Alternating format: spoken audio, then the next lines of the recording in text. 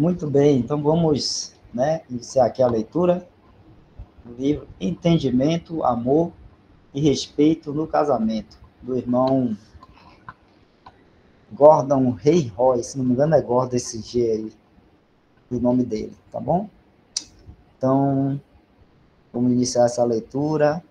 Os irmãos que estão em comunhão, fiquem à vontade para, se quiser comentar alguma coisa, algum trecho, alguma coisa que chame a atenção, pode falar, comentar. Os irmãos também, se tiver alguma dúvida ou quiserem que repita algum trecho, também fique à vontade para pedir ou no chat ou falando mesmo. E a gente vai estar repetindo ou respondendo, se assim o senhor, se a gente souber, né, o senhor assim nos direcionar. Então, todos os irmãos aí, irmãs, fiquem bem à vontade para estar apreciando essa leitura, né? E sendo de bom proveito para todos.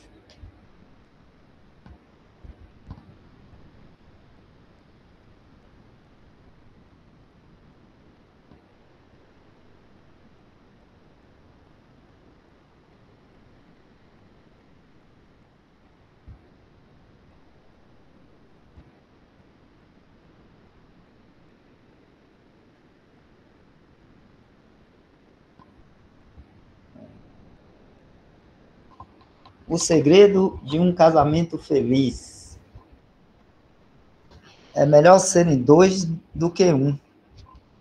E o cordão de 3 dobras não se quebra tão depressa. Eclesiastes 4, verso 9 e o 12. Aqui achamos o segredo de um casamento feliz. Nós sabemos que Deus planejou isto antes do pecado ter entrado no mundo. Deus disse que não era bom que o homem estivesse sozinho. Far-lhe-ei uma adjutora, ou companheira, né, ajudadora, segundo João Nelson Darby ali, na tradução dele. Então, isso está em Gênesis 2, verso 18. Deus é quem proveu uma companheira, uma esposa a Adão. Não para estar acima ou abaixo dele, mas do seu lado, perto do seu coração. Aquela que poderia partilhar de seus pensamentos e a quem ele poderia amar e honrar. Assim, quando o marido e... Pode subir, Jess. Assim, quando o marido e mulher deixam Deus ordenar suas vidas, eles terão o cordão de 3 dobras. Deus não pretendia que o homem e mulher estivessem em competição. Ele quis que eles se ajudassem um ao outro, cada um no lugar dado por Deus. Ele colocou o homem numa posição de liderança prestativa para cuidar de sua esposa, sua amável ajudadora. Um homem que, em seu casamento, tem uma vida feliz e realmente útil, irá, com alegria, reconhecer que muito, senão a maior parte do crédito, é devido à sua prestativa esposa. E este é o plano de Deus. O que tem estragado o mundo hoje é a ideia de competição. E muitas mulheres querem mostrar o que elas podem fazer na esfera que Deus planejou para os homens ocupar. Mas podemos ter certeza de que Deus não faria uma ajudadora. Só um pouquinho, irmão, espera aí.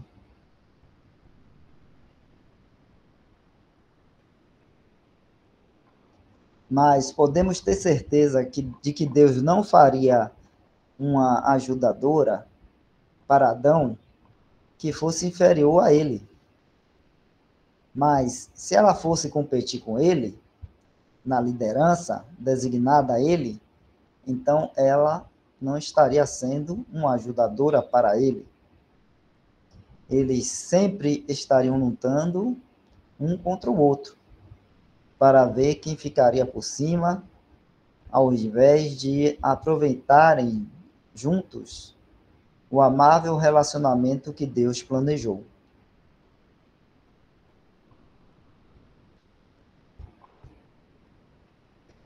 Na nossa sociedade atual, onde os planos de Deus têm sido grandemente abandonados, tudo tem sido estragado. Um homem não pode preencher o lugar da mulher, mas frequentemente uma mulher, por ser intelectualmente igual ao homem, pode preencher o lugar de um homem, mas ainda assim não é preparada por Deus para a liderança. A gente pode ver isso aí em Isaías 3:12. E isso, então, deixa um vazio no lar. Vamos dar lidinha aí em Isaías 3:12, Jefferson.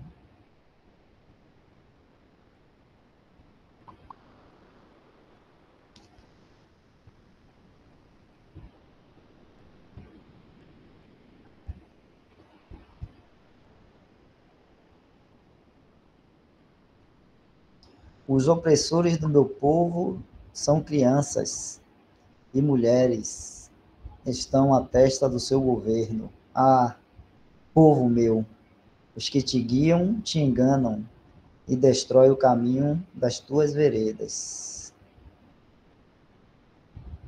Isaías 3:12.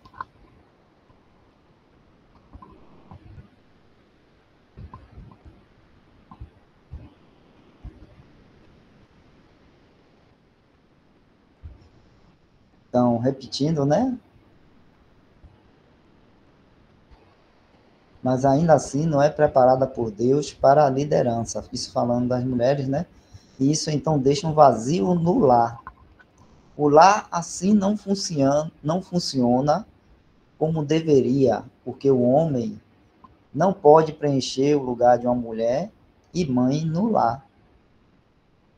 Isto muitas vezes afeta a Assembleia também, porque a ordem no lar reflete na Assembleia. 1 Timóteo 3, de 1 a 12.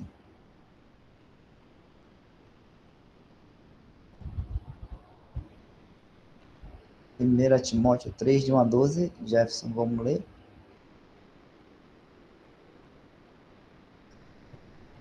A ordem no lar reflete na Assembleia.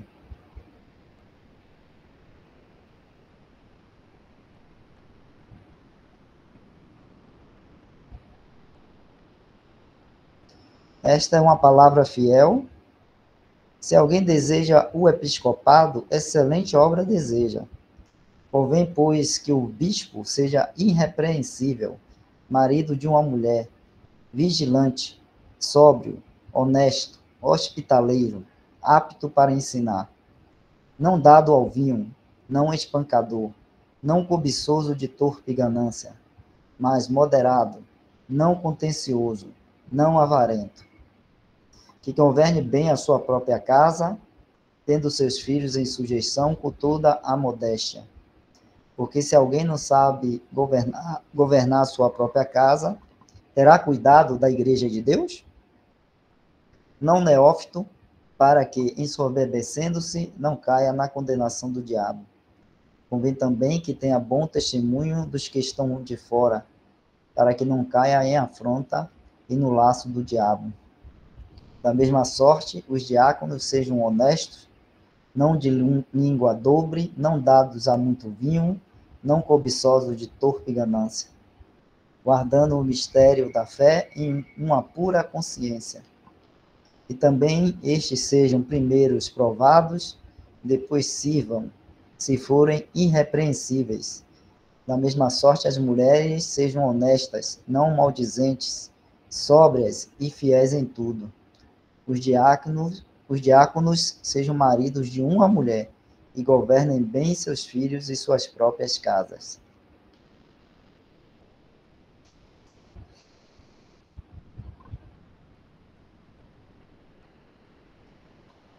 Então a gente está vendo aí, né, como as coisas do lar, né, podem afetar na Assembleia. Por isso as recomendações de Paulo ali, tanto para o bispo ou ancião ou presbítero e os diáconos, né, terem suas vidas que vão, eles nessa posição são exemplo, né, para toda a Assembleia, e eles terem suas vidas ali familiar, no âmbito da família, no âmbito do casamento e do lar, bem ordenada, como a palavra de Deus ensina, tanto para os diáconos como para os anciões, né?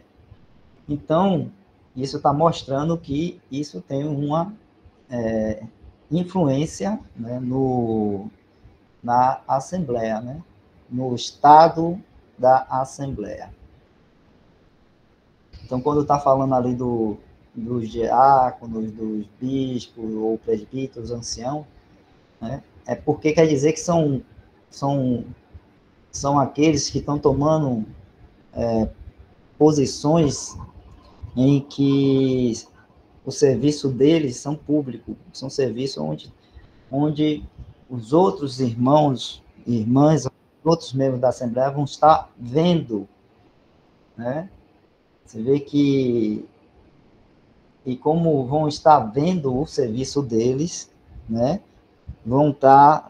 São também, né, exortados ou ensinados a observar a fé deles também, né? E muitas vezes acho que em Hebreus fala de imitar até a fé, não é o serviço, a fé, né? Porque cada um, o Senhor vai dando um serviço, uma obra para cada um fazer, né? Então, a gente não pode olhar o irmão e querer imitar o irmão nas mesmas coisas que ele faz, mas imitar a fé, quando o irmão tem uma fé que é de exemplo, que é uma fé, né, firme ali, então a gente imita no sentido de a gente procurar ter a mesma fé no nosso Senhor nas coisas que Ele vai nos dar para a gente realizar. Mas, né, voltando ao assunto lá daí de 1 Timóteo, então o irmão está trazendo esse 1 Timóteo porque ali, a vida daqueles irmãos ali, como exemplo, como, né, toda a Assembleia vai estar observando, vendo, então eles tinham que ter no lar, né, essa ordem também, né? Os bispos ali, os diáconos, tinham que ser maridos de uma mulher só. Lembrando que nessa época aí, como tem também no Oriente Médio, a gente fala nessa época porque a gente está acostumado com o nosso mundo ocidental e cristianizado. Mas nessa época aí, né, os homens às vezes tomavam mais de uma mulher como esposa, né? E muitos se converteram e entraram para o cristianismo tendo casados com mais de uma mulher, né? E eles se converteram então, para o cristianismo. Mas Paulo diz, né, aqueles que vão tomar essa posição de exemplo, de estar à frente nas coisas da Assembleia e estar servindo também, que são os diáconos, né? Servindo a mesa, distribuindo ali as coisas. Esses tinham que ser maridos de uma mulher só. Então, por quê? Porque vai ser de exemplo para todos os cristãos. Todos os cristãos. E ter o seu lar bem ordenado, né? Como a gente está lendo até dia de segunda sobre a criação de filhos e tudo mais. Hoje a gente está vendo sobre o casamento, né? Mais especificamente sobre o casamento. E aí a gente está entendendo aí nessa introdução aí que o irmão está dando, trazendo. Primeira coisa que a gente tem em mente é que o Senhor, né, o cristão, ele tem que esperar a sua esposa, aquela que vem do Senhor, vamos dizer assim, né? Então, se o irmão está querendo casar, se a irmã está querendo casar, né, tem que buscar do Senhor.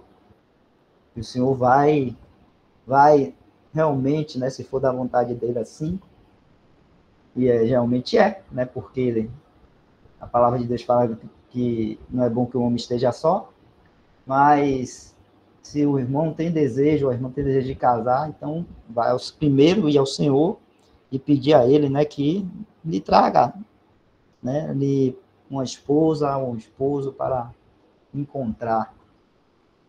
É melhor estar nessa dependência do Senhor para essas coisas. A gente tem vários exemplos na palavra de Deus de casamentos assim, né? Quando são relatados, são dadas essas descrições de casamentos, a gente vê o Senhor, aqueles que se colocaram nessa dependência do Senhor, e fazendo tudo conforme a ordem que foi dada-se lá desde o início, né, na criação. E a outro ponto interessante que ele coloca, né, a posição do homem e a posição da mulher. Então, no casamento, nós temos, né, o homem, temos a mulher. Um homem não é maior, superior à mulher, nem a mulher superior ao homem, ou inferior ao homem, né? No sentido de que os dois são, vamos dizer assim, Deus criou o homem, tirou a mulher da costela do homem, e eles são seres, vamos dizer assim, capazes, inteligentes, e um não é superior ao outro, né? Tanto que tirou da costela, tá ali os dois um ao lado do outro. Então a mulher tem a mesma capacidade, né, do homem de inteligência. O homem tem a mesma capacidade de inteligência da mulher. E aí vai. As diferenças que tem são físicas, que assim Deus fez, e da posição que foi colocada, né? Você tem dois e Deus deu ao homem, né, essa posição de liderança. Não quer dizer que por isso o homem é melhor do que a mulher. Não é melhor do que a mulher, mas, né, os cristãos não podem se deixar ser influenciados pelos ensinamentos do mundo e tem que reconhecer que essa foi a ordem que Deus colocou desde lá da criação. Quando Paulo fala em 1 Timóteo 2, os versículos eu não lembro, mas ele fala que primeiro foi formado o homem, depois foi formado a mulher, né? Então, quando ele fala isso, e assim foi, a gente lê na ordem, né, da criação, Deus primeiro formou o homem, criou o homem, e depois da costela do homem, tirou a mulher, significando que foi dada ao homem, na criação, essa posição de liderança, tá bom? Então, a posição de liderança não significa, né, que a mulher é inferior ao homem. Então, a mulher tem até demonstrado, muitas vezes, até hoje, né, capacidade de estar, vamos dizer assim, liderando. Mas demonstrar capacidade de estar liderando não significa que é o correto, que é aquilo que Deus colocou em ordem, né? Então, isso é que a gente tem que estar na mente. Porque a gente pode, porque eu tenho força mental, psicológica ou física para estar à frente, não significa que eu vou tomar a frente. Deus é quem vai dizer se eu devo tomar a frente ou não, né? Estar à frente de alguma coisa ou não. Então, no sentido do casamento, né, ou do homem e da mulher, essa ordem foi estabelecida lá na criação.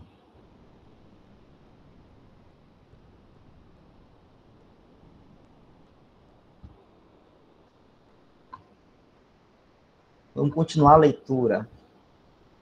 No plano de Deus, nós vemos como ele ordenou as coisas para que pudesse haver um feliz relacionamento. Cada um, homem e esposa, complementando ou completando ao outro. Nós prontamente reconhecemos que a mulher é tão habilidosa quanto o homem, mais habilidosa em sua esfera dada por Deus. Porque Deus queria uma pessoa qualificada e amável no lar. É interessante que ninguém nega, né, e contraria isso, de dizer que as mulheres elas são muito mais capazes, muito mais habilidosas, muito mais preparadas, né, no lar, no sentido de cuidar dos filhos, né, de cuidar do lar, gerenciar o lar, governar o lar. As mulheres são muito mais preparadas do que os homens, sim. Né? E ninguém nega isso.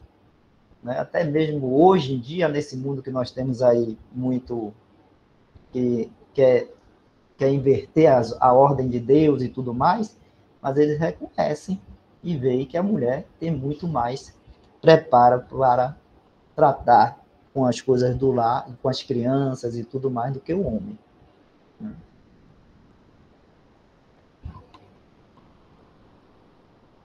E isso, né, foi Deus que deu a ela. É um dom que Deus deu a ela. Deus deu esse dom às mulheres. Vamos lá.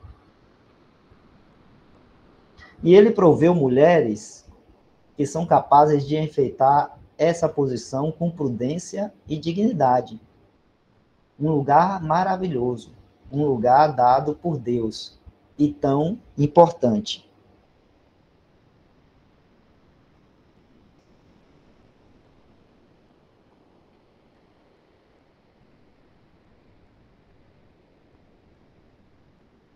Sabedoria divina para um casamento cristão.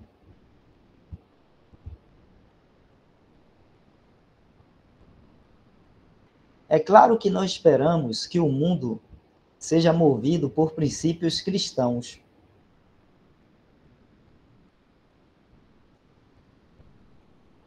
Mas cremos que nós, que somos cristãos, seguiremos a luz da palavra de Deus, porque nela ele nos tem dado tudo o que diz respeito à vida e piedade.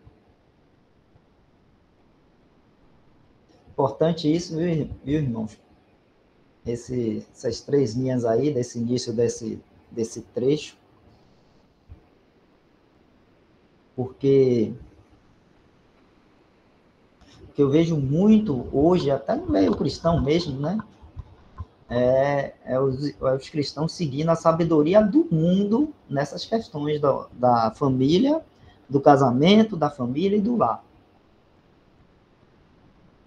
Principalmente na questão do casamento, né, por conta da massificação que nós temos de informações, né, através de livros de romance, novelas, mídia, e aí vai.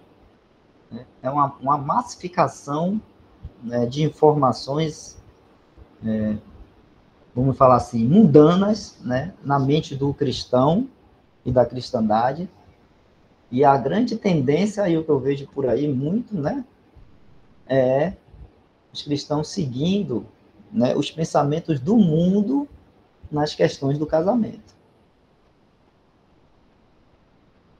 Então, se nós tínhamos uma determinada linha de pensamento, é bom a gente parar um pouco e olhar o que realmente a palavra de Deus diz sobre casamento e sobre o lar cristão, né? O casamento cristão. Então é isso até que a gente está fazendo hoje, né? Lendo esse livro aí, já nos dá essa ajuda, mas, como eu falei, acho que até na segunda-feira, a gente não pode deixar de ler a palavra de Deus. Ler. Né? Então, por exemplo, eu falo que no Antigo Testamento, que muitas vezes a gente, né, não vai lá e lê o Antigo Testamento, mas temos que ler também o Antigo Testamento, porque lá tem muitos exemplos para nós daquilo que é os pensamentos de Deus sobre esse tema. Né? Muito princípios divinos mostrados através de exemplos, né, de vida dos santos lá do Antigo Testamento, e a gente pode, assim, aprender, né, e entender quais são os pensamentos e os princípios de Deus nessa questão, nesse tema aí.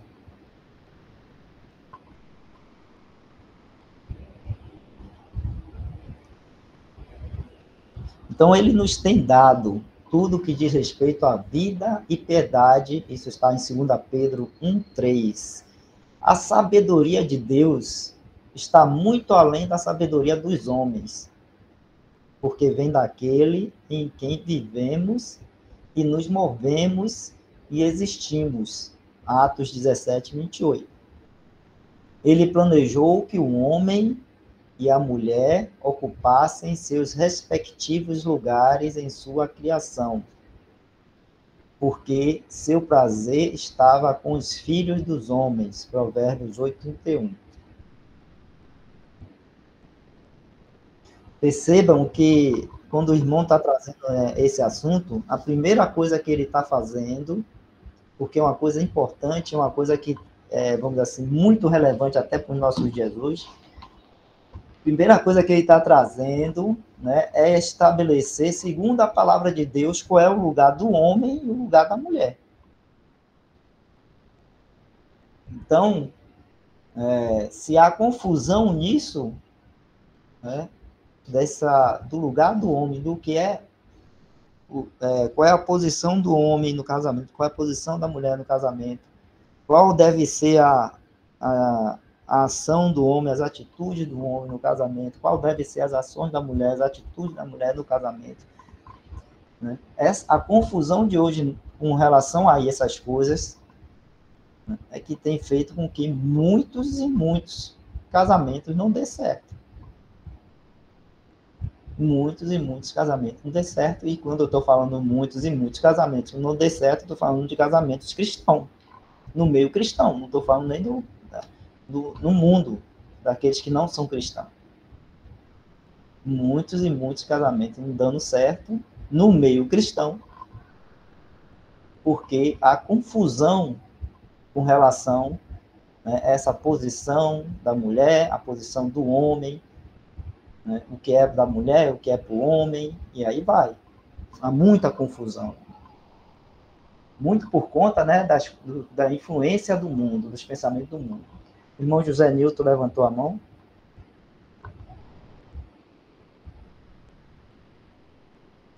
Ele escreveu aqui, deixa eu ler. Irmãos, gostaria de expor uma situação sobre essa mensagem do casamento. O casal está legalmente unido, então veio a passagem de Lucas 17:34.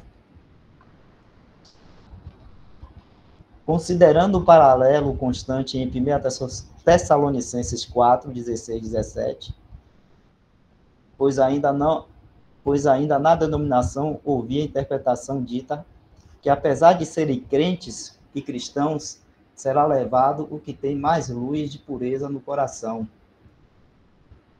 Que sofrimento ficamos, pois, como um cônjuge iria desejar ter pureza no coração mais que seu companheiro para ser arrebatado? Onde quero chegar? Ou seja, uma má doutrina aplicável poderá arruinar um relacionamento aprovado por Deus e destruir a família.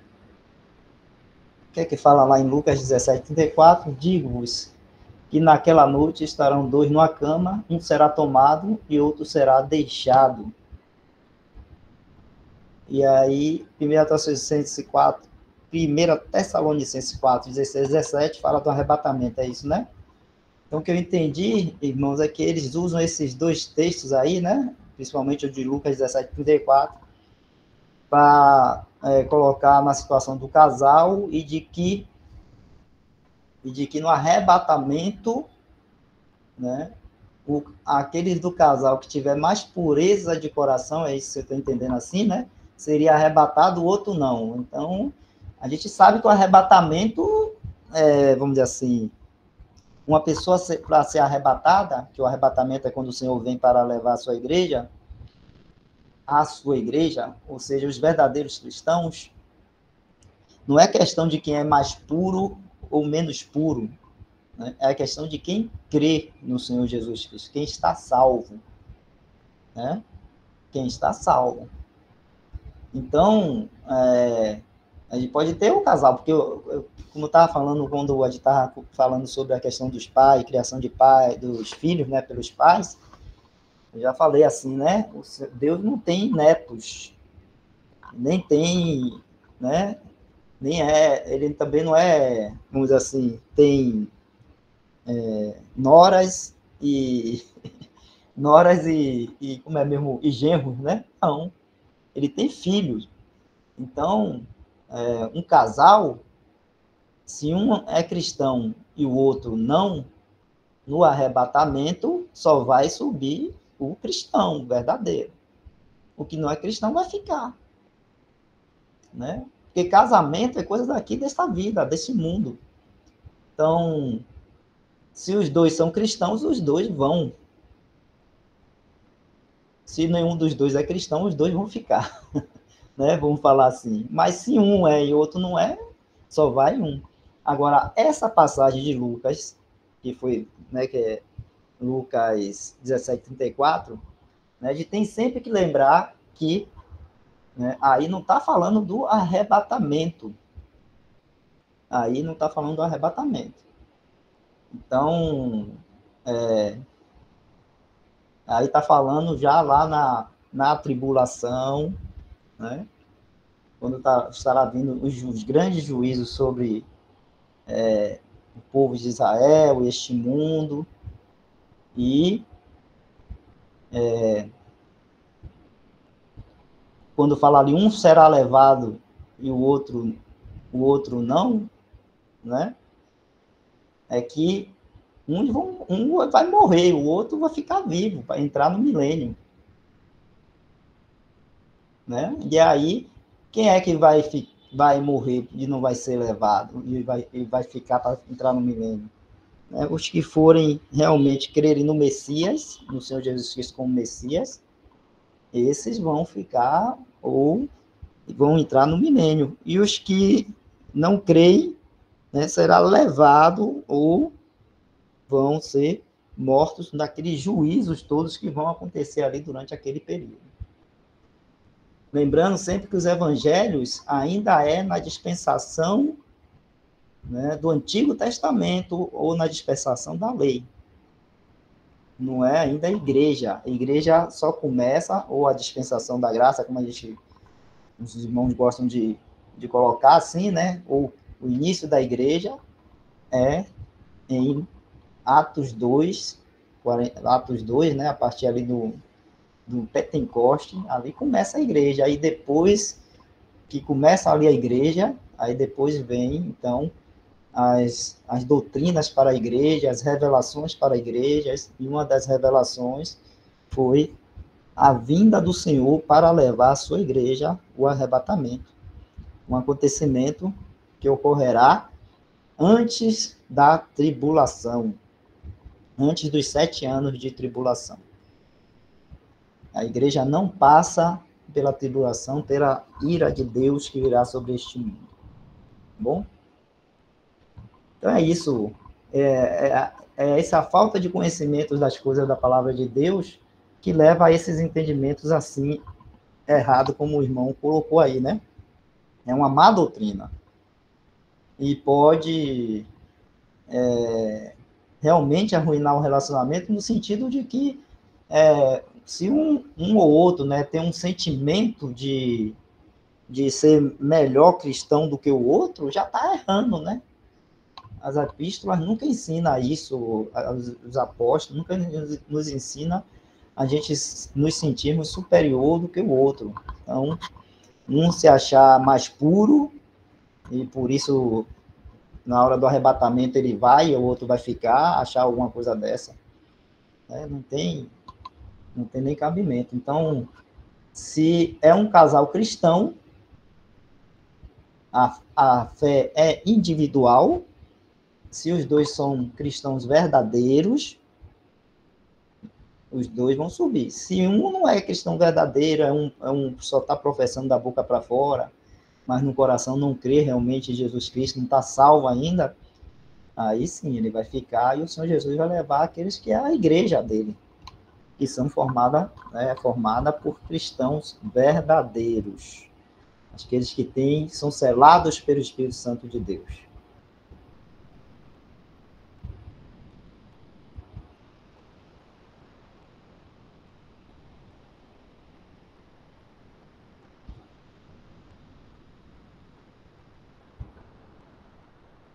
Continuando.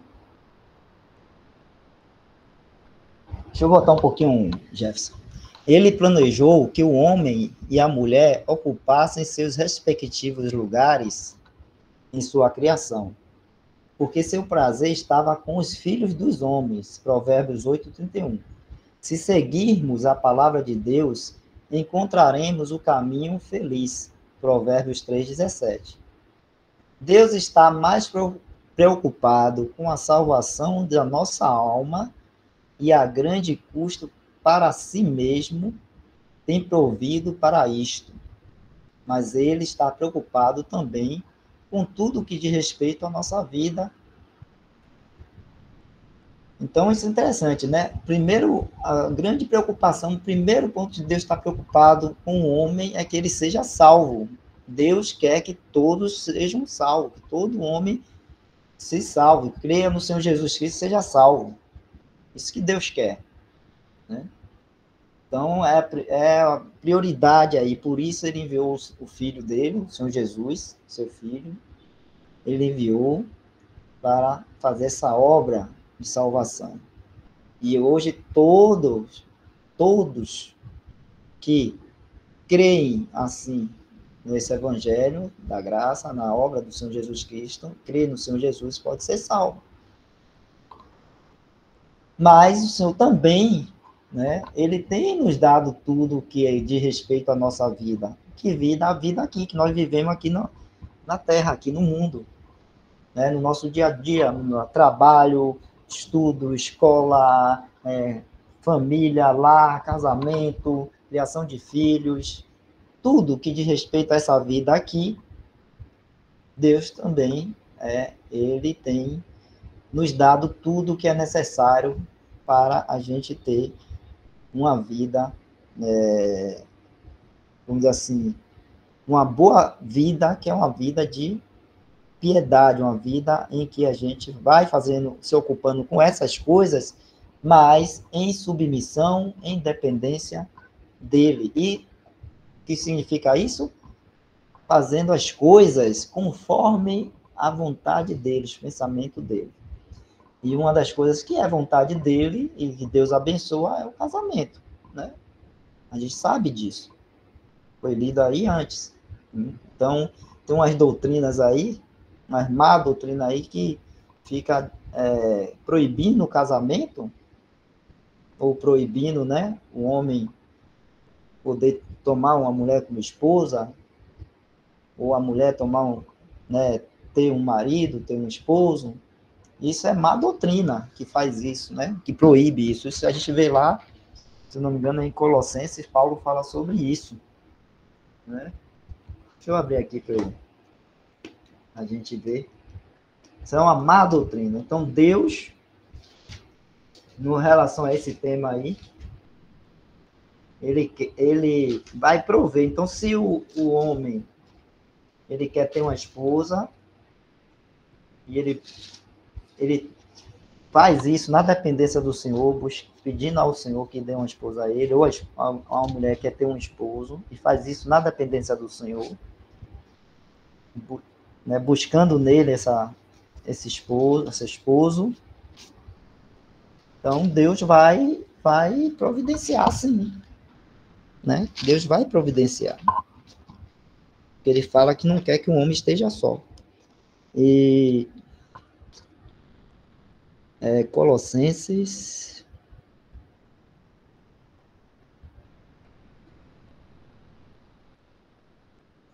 Acho que é a primeira ou a segunda Timóteo, não é? Timóteo? Quanto? Vocês lembram aí?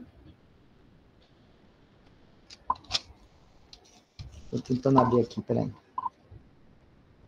É isso mesmo. 1 Timóteo 4, 3. 1 Timóteo 4, 3.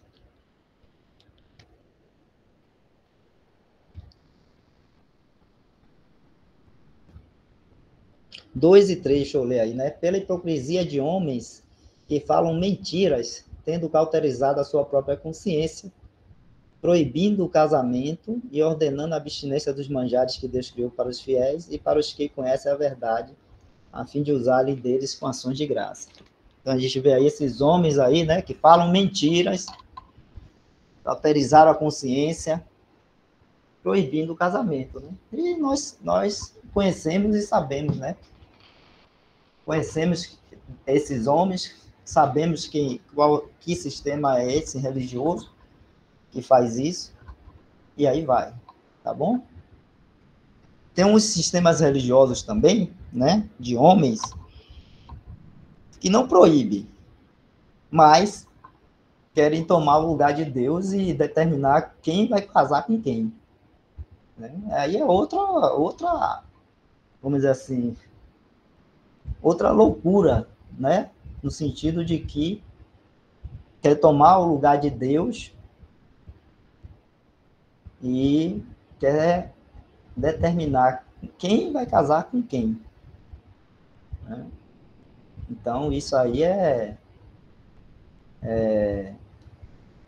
outra loucura dos homens aí, né? No sistema religioso. Porque muitas vezes até toma o lugar daquela outra autoridade que Deus deu, né, que Deus estabeleceu para estar, essa autoridade sim está tendo, vamos dizer assim, influência nessa escolha aí do par, né, do cônjuge. Né, eu estou falando do pai, né, na família.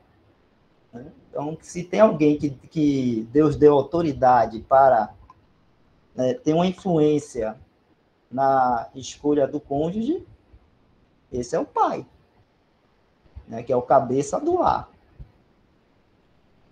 E não um pastor, um profeta, sei lá qual for o outro nome que use aí para dizer quem vai casar com quem e quem não pode casar com quem, e aí vai, né?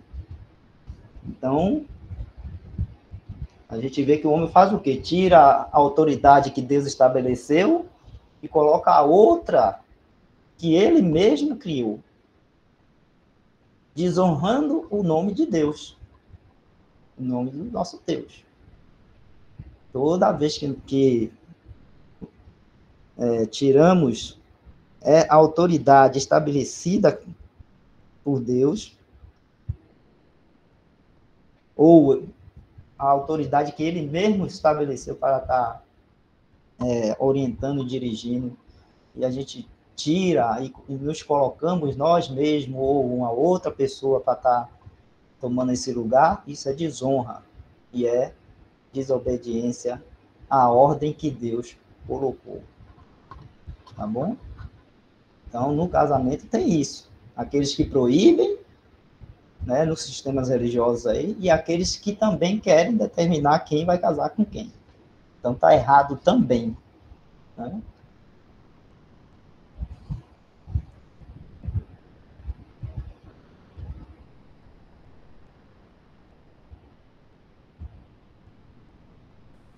Wesley, Diga, Alexandre.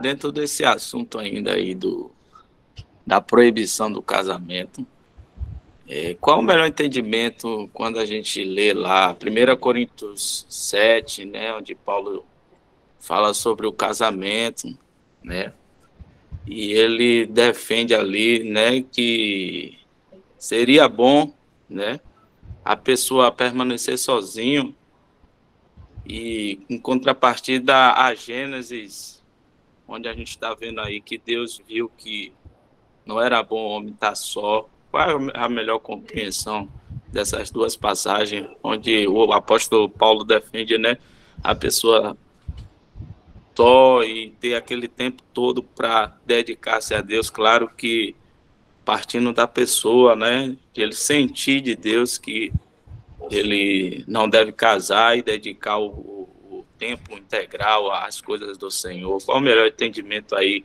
levando em consideração a Gênesis? Jefferson, suba aí um pouquinho aí, onde você vai 7:6.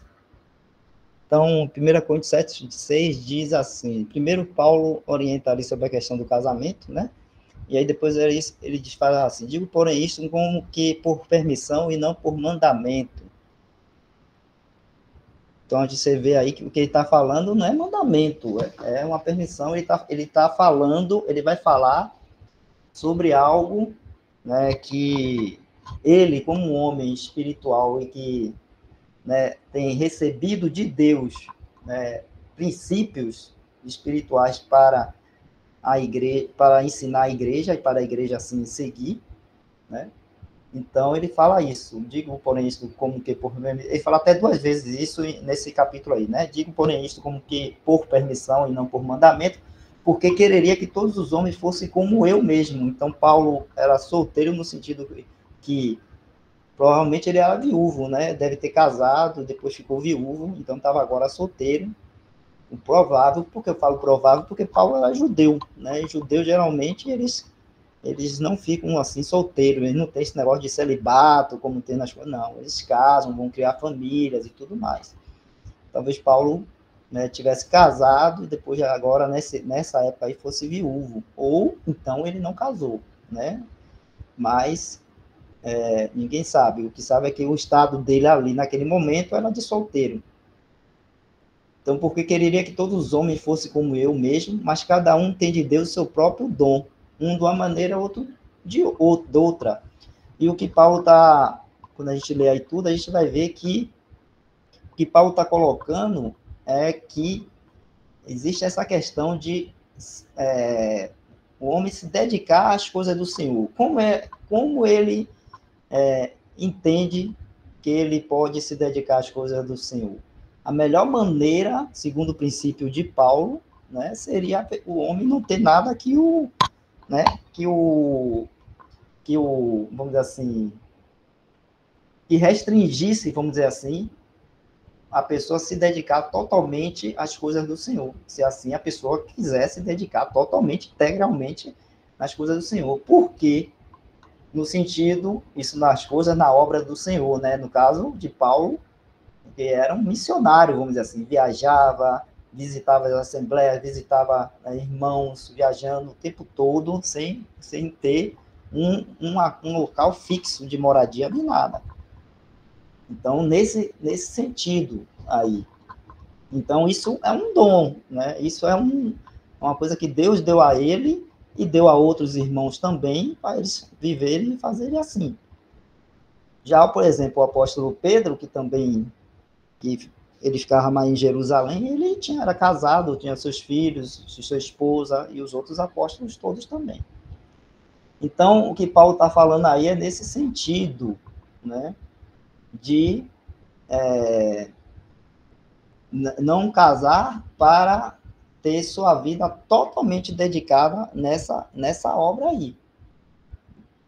Nessa obra, vamos dizer assim, nessa obra que hoje a gente chama uma obra missionária, vamos dizer assim, porque vai viajar muito, vai fazer as coisas, né? E aí, se a pessoa se sentir que ter uma família, ter esposa, filho e tudo mais, vai restringir essa obra, e ela tem um dom de Deus nesse sentido, e se ela não vai, vamos dizer assim, não vai se abrasar, né? Porque ele fala um pouco antes aí sobre isso, não vai se abrasar, antes não, depois, né? Mais um pouquinho aí no 9, 8 e 9. Digo, porém, aos solteiros e às viúvas que lhes é bom se ficarem como eu, solteiro, né? Mas se não podem conter-se, casem-se, porque é melhor casar do que abrasar-se. Então não adianta. O que acontece muitas vezes é muita gente indo no oba-oba, né? Das instituições e sistemas que querem obreiros para sair e fazer acontecer e tal, para poder trazer mais membros, e mais membros é mais recursos, né, vamos dizer assim, E aí colocam isso na cabeça, a pessoa tem que sair, e aí ela acha, poxa, para eu fazer, então não vou casar não, vou ser solteiro, tal, mas depois fica se abrasando, né? Daqui a pouco cai em pecado, daqui a pouco tá, né? Então, não é das coisas do Senhor isso. E aí, isso aí o que Paulo está falando não contradiz o que está falando lá em Gênesis, né? Que Deus fala assim, né? Que até falou no início do livro, que não quer que o homem esteja só, né? Não é bom que o homem esteja só. E realmente não é bom que o homem esteja só. Então, Paulo está falando de uma coisa bem específica aí, e que ele estava vivendo naquela coisa específica, mas que não era assim, o mandamento, a regra para o cristão. Né? Não era. O mandamento do Senhor, a regra do Senhor para os cristãos ficar solteiro. É um ou outra que tenha o dom de ficar solteiro. E se tem esse dom e quer ficar para o Senhor, né, para se dedicar à obra do Senhor, fazer. Então, isso aí é da pessoa com o Senhor. Né? Mas o mandamento, a regra é o homem, né, ter sua esposa, a mulher ter seu marido. Mais na frente, Paulo também vai falar algumas outras coisas sobre isso aí, né, falando do momento que nós vivemos, né, onde é necessário a gente estar sempre atento, né, às coisas do Senhor, porque os tempos são difíceis e o Senhor em breve vem. Então a gente tem que se dedicar às coisas de Deus, celestiais e tudo mais. Mas aquele que é casado, vai ter, né, vamos dizer assim, uma parte da sua vida dedicada às coisas aqui do mundo. Não tem jeito. Por quê? Porque tem que cuidar da mulher. Tem que prover por lá. Tem que amar sua esposa, tem que cuidar dos filhos, educar os filhos. E para isso vai ter que trabalhar para prover as coisas no lar. Então, o trabalho somente das coisas aqui do mundo. Né? Então, é diferente, né? A dedicação vai ser limitada por uma coisa daqui deste mundo que é lícita e que Deus assim fez, né? Para que a gente tivesse essa oportunidade, essa bênção de podermos casar e ter a família, né?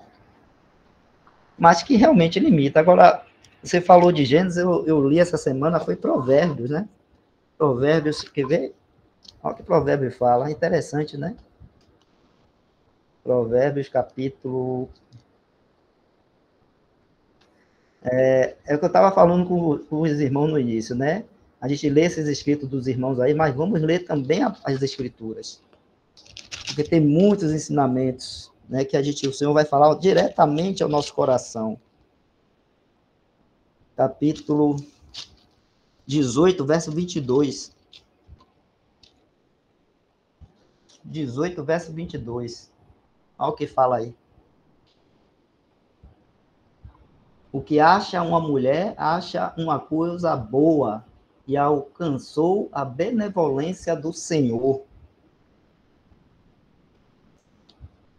Né? O que acha uma mulher, acha uma coisa boa e alcançou a benevolência do Senhor. Está em Provérbios, né? Então, Alexandre, não sei se consegui responder a você, se deu para você entender, né, que não há contradição ali com o que Paulo está falando, nem, vamos dizer assim, dando uma ordem, alguma coisa assim, diferente daquilo que Deus deu para nós sobre essa questão do casamento, de ter uma esposa. É diferente, né? Ele está mostrando ali, né,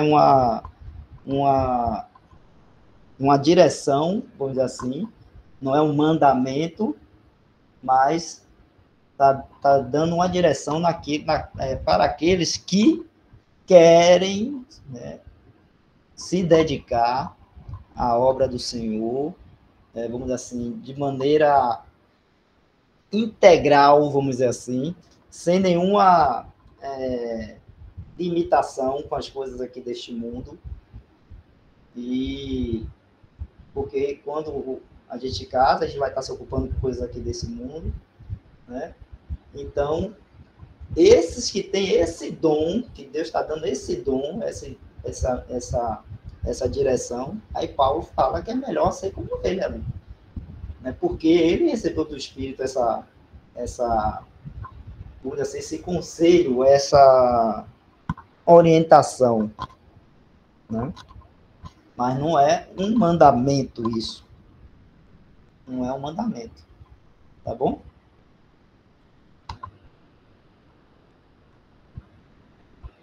Bem claro, meu irmão, bem claro. Só era só para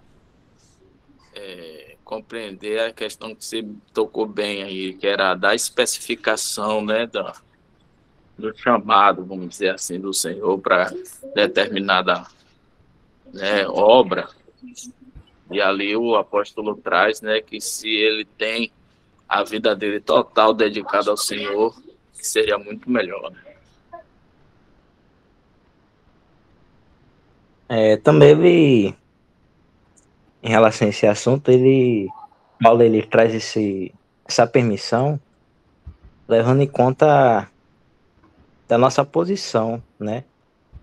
Como nós somos cidadãos do céu, somos um povo celestial, e a gente lembra que o casamento, né, com uma ordenança ali, mandamento, mas o casamento é algo só para esta terra, é algo terrenal, né? E o povo que vai viver na terra, né? O povo de Israel, eles vão estar, milênios vão estar casando, né? E tudo mais, que esse é um plano terrenal. Mas para nós que somos um povo celestial, no céu a gente não vai ter o casamento. Então Paulo ele traz essa permissão levando em conta a nossa posição, né, como um povo celestial, que é um foco é um foco diferente daquele povo do povo terrenal de Deus, né? Nosso foco é outro. Então por isso que ele traz essa permissão também. Tanto que naquele capítulo também, se a gente, 1 Coríntios, né? Ou é 2 Coríntios 7.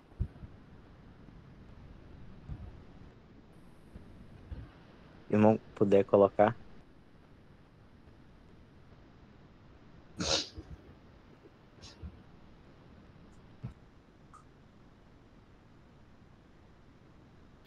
Repete aí, por favor, Gel. É 2 Coríntios, o capítulo 7, o que a gente tava meditando. Primeiro É Coríntios. 1 Coríntios, né? Ah.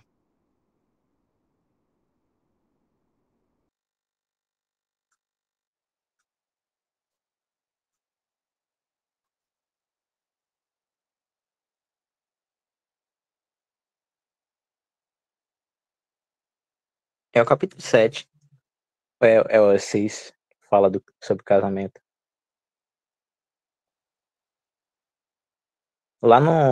Mais lá pro finalzinho.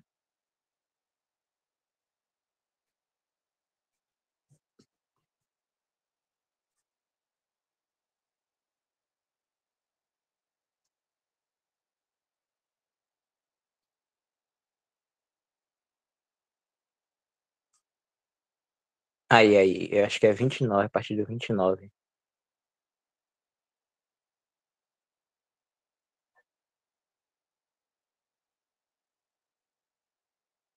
Então, como eu tava falando, é questão do nosso foco, né? Como um povo celestial de Deus. E Paulo, como o irmão falou, ele não proíbe o casamento, né? Mas traz como permissão em relação ao nosso foco, né? Tanto é que aí nesses versículos a gente vê que mesmo nós, quando nós que somos casados, né, os que irão casar também, de acordo cada um com o dom que Deus deu a cada um, né? Aqueles que escolherem estarem só para servir o Senhor e os que escolherem se casar, né? Para servir o Senhor também nessa esfera do casamento, do lar cristão. Paulo, ele traz essa exortação aqui. Isto, porém, vos digo, irmãos, que o tempo se abrevia.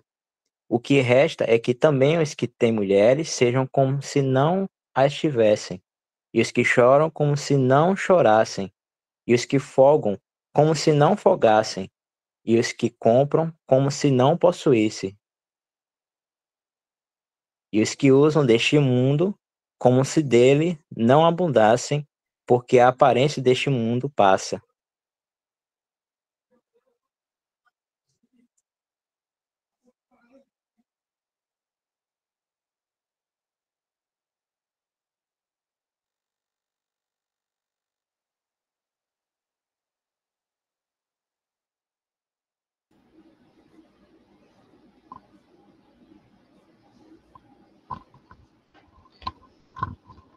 Então, vamos continuar a leitura lá. Então, já ficou bem firmado isso na nossa mente, né? Aí, segundo a palavra de Deus, que essa questão aí é uma questão de, né, de ter uma vocação ou um dom de Deus, né, para permanecer sem casar, para poder se dedicar às coisas do Senhor. Isso não é para todo mundo, né? Isso é um dom, uma coisa específica para alguns, para aqueles que assim têm recebem de Deus esse dom, né? Então, quem não recebeu de Deus esse dom e busca fazer isso sem ter recebido de Deus esse dom para isso, né, provavelmente vai cair depois em pecado, né? Porque se não tem um dom, vai ficar se abrasando, vai ficar, né? E aí não vai dar certo, né? Você vai seguir uma coisa de forma religiosa, porque é religioso, segundo, né, um sistema religioso, isso aí tende, né, a dar errado, a não ser bom, no final não ser bom. Então, vamos continuar a leitura aqui. Só para concluir, né, porque já estamos no horário, a gente conclui ali até o finalzinho ali. Quando ele colocou Adão e Eva na terra, já havia feito uma inumerável variedade de plantas em suas lindas cores, e tal variedade de frutas e sabores dos quais eles poderiam desfrutar juntos, como cabeça da criação terrenal, em obediência a ele. Deus apenas deu a eles um mandamento, como reconhecimento de que eles o reconheciam como supremo. Ele mesmo plantou o jardim do Éden para eles. Agora, mesmo que o pecado tenha entrado, ele ainda cuida do homem, mandando chuvas e tempos frutíferos, enchendo de mantimento e de alegria o vosso coração, como está em Atos 14, 17. Não deveríamos então seguir a sabedoria de Deus que nos ama e que disse: reconhece-o em todos os teus caminhos, e ele endireitará as tuas veredas. Provérbios 3, 6. Ele tem um plano no qual marido e esposa deveriam ser os seus co-herdeiros da graça da vida, como está lá em 1 Pedro 3, 7. Marido e esposas, co-herdeiros da graça da vida. Mesmo no mundo que tem sido arruinado pelo pecado.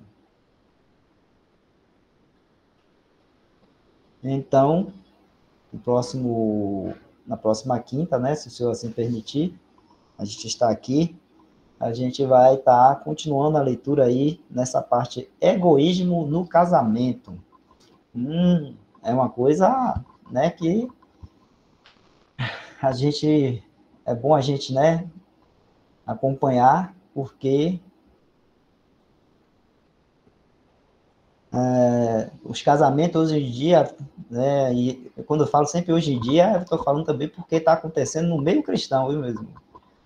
Né? As pessoas têm se casado de forma muito egoísta, pensando só em si mesmo, né? O varão vai e casa pensando em si, a mulher vai e casa pensando em si, né? E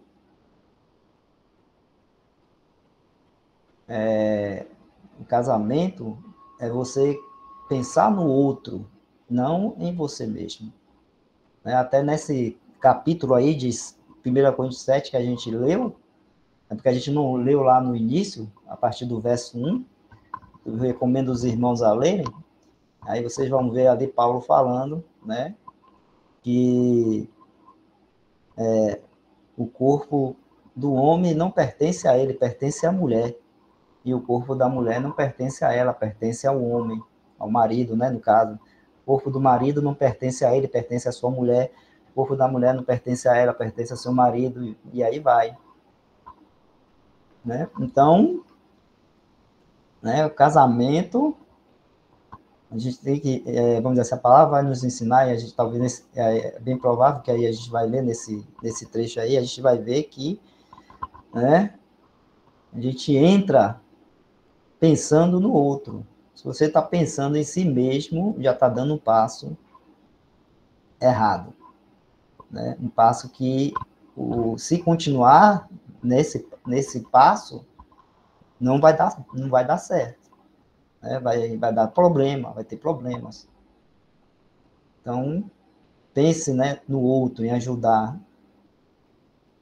E é como o Paulo fala, né, que o Senhor Jesus falou, mais bem-aventurado é dar do que receber. Então, o Senhor Jesus falou isso, está lá em Atos, né? Atos, acho que Atos 20, capítulo 20. Então, na próxima semana, a gente continua aí, né? Egoísmo no casamento. Tema muito interessante. Tá parando aqui a gravação. Algum irmão, alguma irmã quer trazer alguma coisa aí? Algum irmão, alguma irmã tem alguma dúvida aí do que foi falado? Tá tudo tranquilo? Parar aqui a gravação.